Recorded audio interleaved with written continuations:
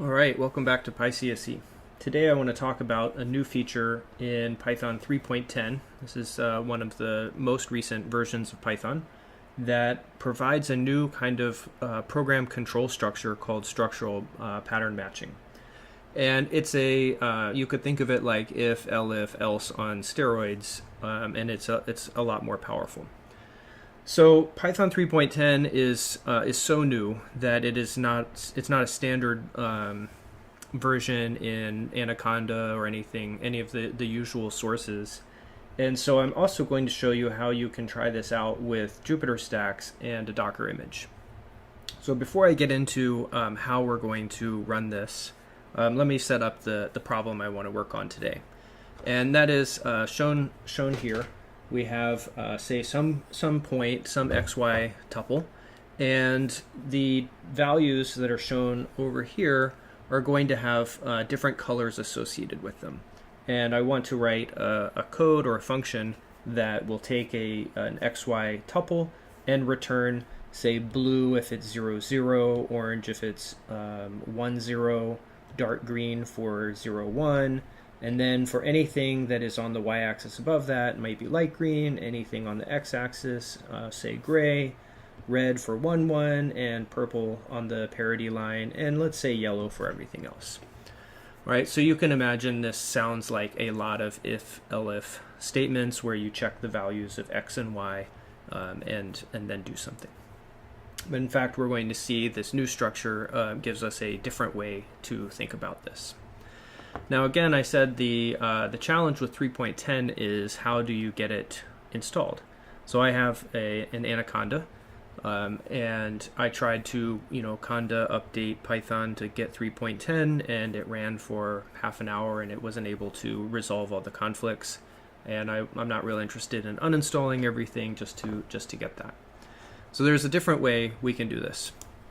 So Jupyter Docker Stacks provides lots of ready-to-run Docker images, and we're going to use one of them with a program called Docker. And you can think of a Docker image as running a virtual machine. It's actually a container, but it's like running a computer inside your computer, except that it provides all of the software in the so-called image. And the image that we will use from here is going to contain Python 3.10 and an up-to-date Jupyter Lab and SciPy notebook stack. So it's a little bit tricky to figure out how to do this. Let's come down to example 2 here. Let's see if I can make it a little bit bigger. Nope. Here we go. So you have to run, first you have to have Docker installed. So it's not like a totally free, easy thing, but Docker is these days mostly a one-click install on most platforms.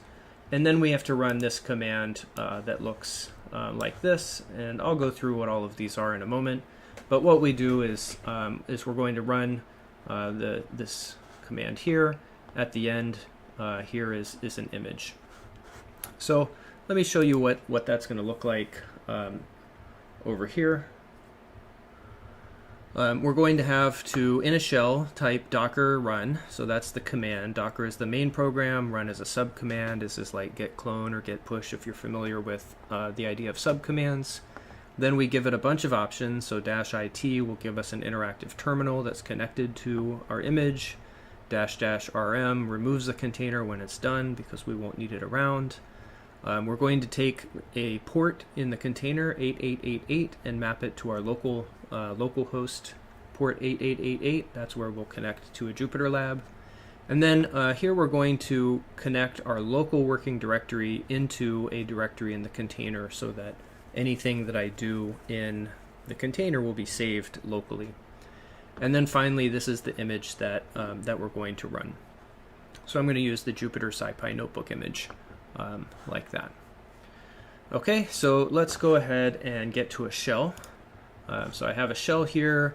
The command is already here. It's the same one, docker run it -- remove. Here are the ports. And we're going to map the current working directory. Maybe it's worth noting where that is right now. So I'm just in a directory on my desktop. Actually, let's change into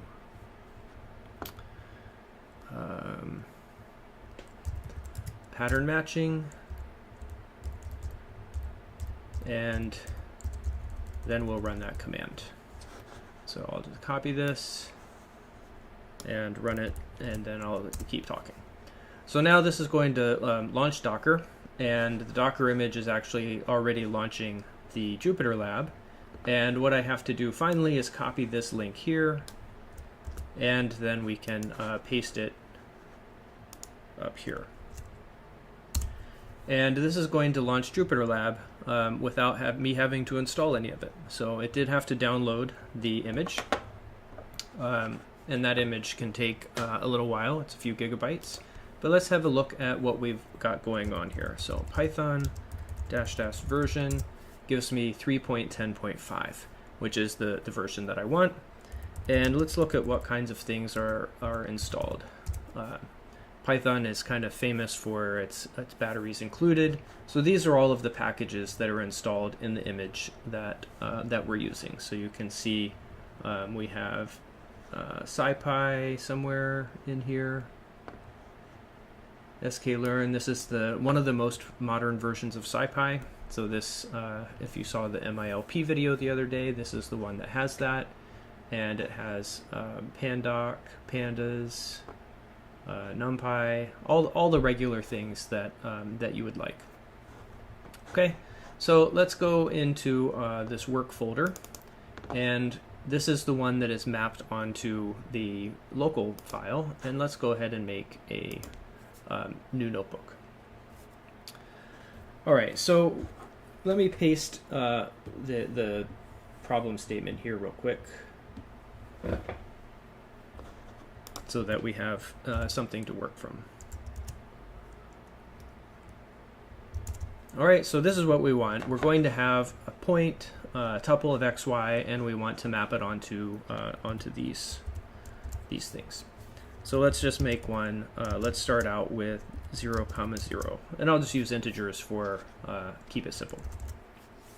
So the code that we want to use here starts out with match p, and so now we have to define a number of cases. So we'll write the case keyword, and let's say we match 0, 0. This is going to be an exact match like that, and we'll just say print blue origin. All right, and if I run that, then it does match, and if I change this to say 10, then it doesn't match. Nothing happens. Okay, so that's one case. We can add as many cases as we want. Let's do the next one. Let's say case 1, 1, and that one we're going to print red. So again, if I run this, I have forgotten a quote. Then we see for this we get 1, we get blue, and if we do this, it matches to red. Now so far this is just kind of like if p equals this or if p equals that, and it's not all that interesting. We can add a few more exact matches, and when you do these, you want to make the cases be from very specific to less specific. So these are very specific. In fact, they're exact matches. Okay, and let's do one more. That is 1,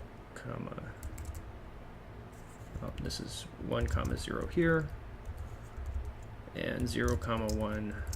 We're going to print green, dark green.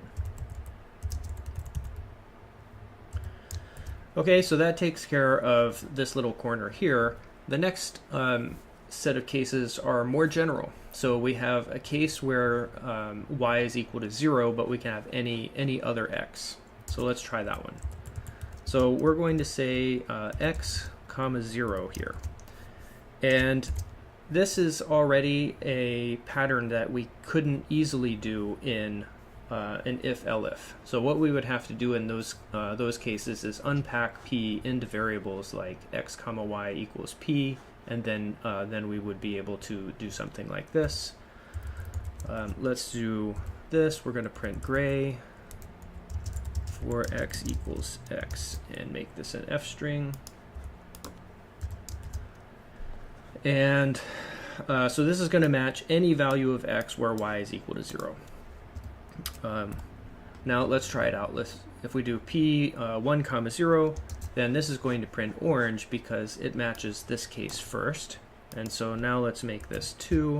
It prints gray for x equals 2. So it's going to get all of these. So it doesn't give you this one because this one is specific and it's matched first. Now we can add the y-axis. This is going to be any value of x that is 0. And then we'll match whatever is there into the variable y. And this is, let's call it light green.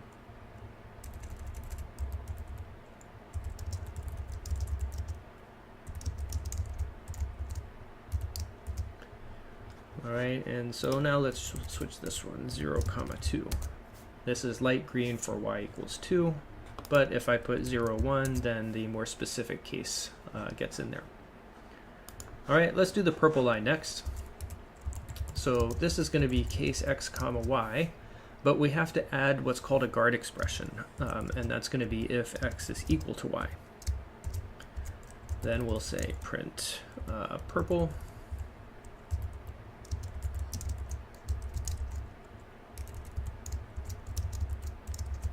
And make this one an f string. So now we've added a conditional. So we're going to match any value of x and y if x is equal to y. So let's do this one. This one should print red, and it does. Let's do 10, 10. And that prints out purple for 10, 10. So we're almost done. The only thing that's left is, what about the yellow? So we could do something like, let's see, case, we could just do this. This will match everything, any value.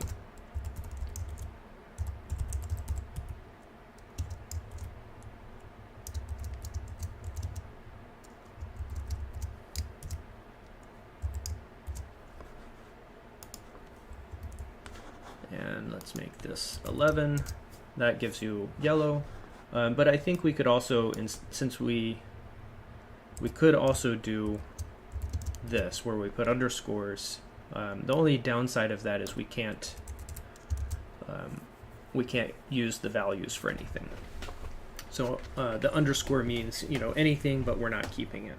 So which one you use really depends on whether you need the values x and y. I'm going to put them back.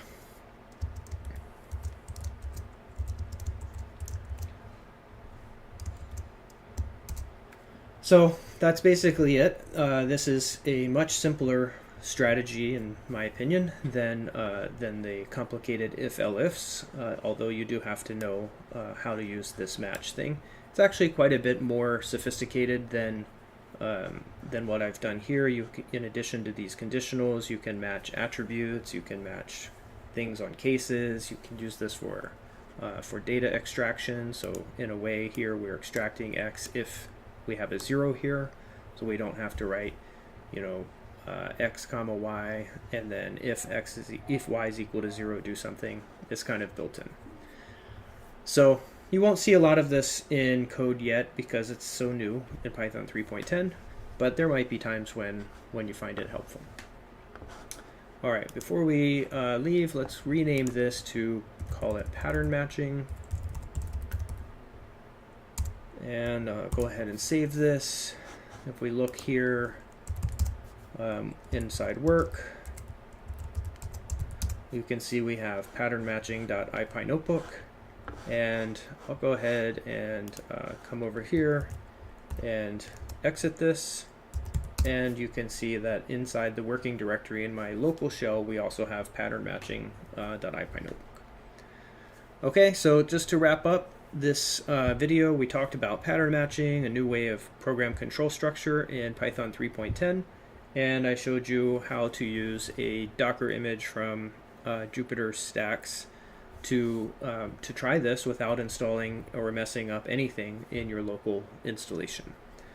So This is a pattern I've been using more and more, just to keep things isolated and not have to worry about Python 3.8 or 3.10 and different places that might need different versions. All right, so if you liked the video, then please like it, subscribe to the channel, and let people know about it. And thanks for coming.